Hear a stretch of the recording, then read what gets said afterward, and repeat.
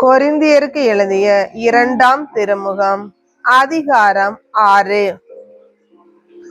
நீங்கள் கடவுளிடம் இருந்து பெற்றுக்கொண்ட அருளை வீணாக்க வேண்டாம் என அவரோடு இணைந்து உழைக்கும் நாங்கள் கேட்டுக்கொள்கிறோம். தகுந்த வேளையில் நான் உமக்கு பதில் அளித்தேன், விடுதலை நாளில் உமக்கு துணையாய் இருந்தேன் என கடவுள் கூறுகிறார்.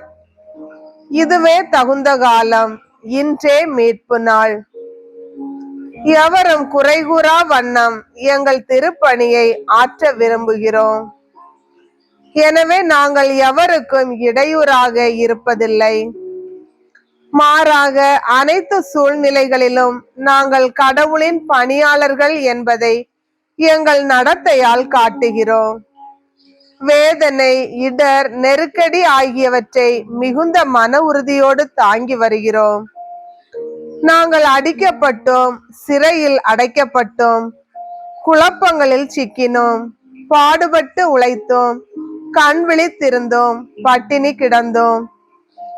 தூய்மை, அறிவு, பொறுமை, நன்மை, தூய ஆவியின் கொடைகள், வெளிவேடமற்ற அன்பு ஆகியவற்றை கொண்டிருக்கிறோம்.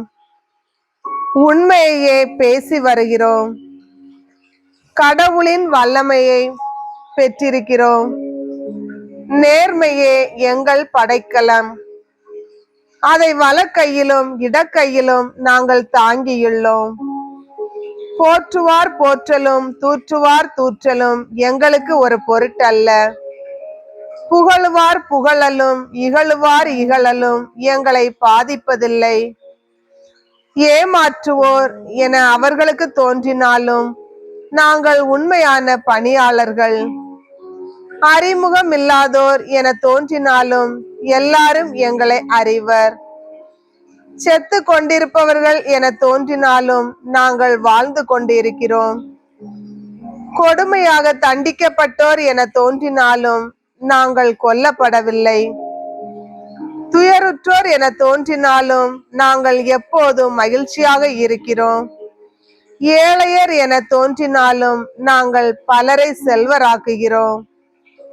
எதுவும் இல்லாதவர் என தோன்றினாலும் நாங்கள் எல்லாவற்றையும் பெற்றிருக்கிறோம்.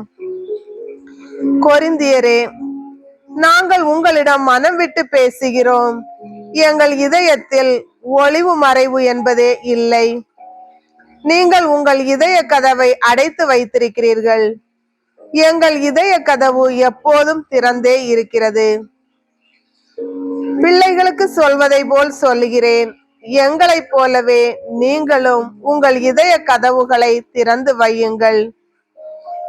நம்பிக்கை கொண்டிராதவரோடு உங்களை பிணைத்து கொள்ள வேண்டாம். இறைவனுக்கு ஏற்புடைய நெறிக்கு நெறிகேட்டோடு என்ன உறவு? ஒளிக்கு இருளோடு என்ன பங்கு?